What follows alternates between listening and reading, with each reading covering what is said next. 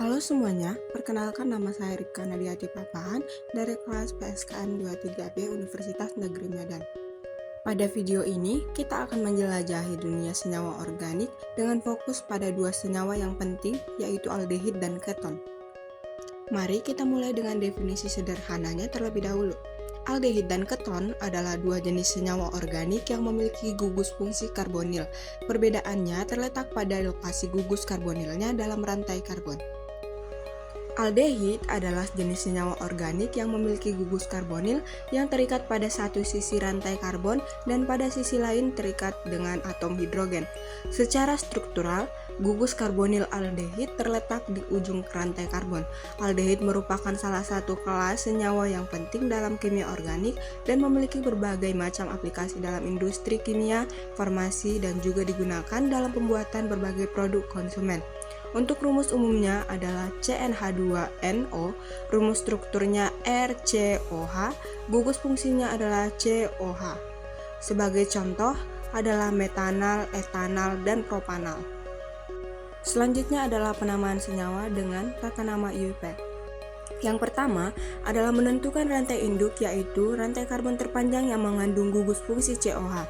Yang kedua, nama rantai induk diturunkan dari nama rantai induk alkana dengan menggantikan akhiran A menjadi al. Yang ketiga, penomoran rantai induk dimulai dari atom karbon pada gugus fungsi CHO. Yang keempat, penamaan cabang alkil. Yang kelima, penamaan senyawa dilakukan dengan urutan nomor atom karbon yang mengikat cabang alkil, nama cabang alkil, dan nama rantai induk.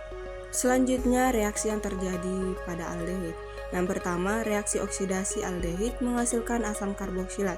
Reaksi ini dapat digunakan untuk membedakan aldehid dan keton.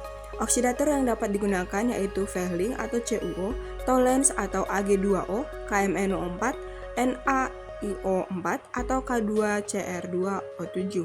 Oksidasi dengan Tollens atau Ag2O. Reaksi umum yang terjadi adalah aldehid ditambah Fehling menghasilkan asam karboksilat dan endapan perak. Yang kedua adalah reaksi reduksi aldehid yang menghasilkan alkohol primer. Sebagai reduktor adalah H2. Untuk reaksi umumnya adalah aldehid menghasilkan alkohol primer. Sebagai contoh asetaldehid yang menghasilkan etanol. Pembahasan yang selanjutnya adalah keton. Keton adalah jenis senyawa organik yang memiliki gugus karbonil yang terletak di tengah rantai karbon. Secara struktural, gugus karbonil pada keton tidak terikat dengan atom hidrogen seperti pada aldehid. Contoh umum keton adalah aseton atau CH3COCH3. Keton dapat mengalami berbagai reaksi kimia termasuk oksidasi, reduksi, dan reaksi nukleofilik adesi pada gugus karbonilnya. Rumus umumnya adalah CnH2nO, rumus strukturnya RCOR, gugus fungsinya CO. Contohnya adalah dimetil keton, etilmetil keton, dan lain-lain. Selanjutnya adalah penamaan menurut tata nama IUPAC. Yang pertama adalah menentukan rantai induk, yaitu rantai karbon terpanjang yang mengandung gugus fungsi CO. Yang kedua, nama rantai induk diturunkan dari nama rantai induk alkana dengan menggantikan akhiran A menjadi on.